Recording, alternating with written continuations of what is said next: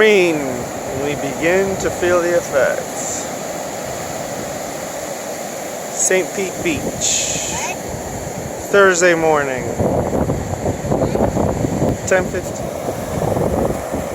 Water's coming all the way up to the dunes.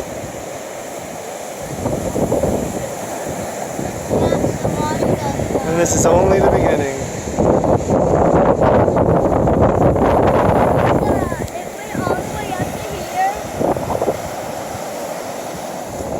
Wow. It hasn't even started yet.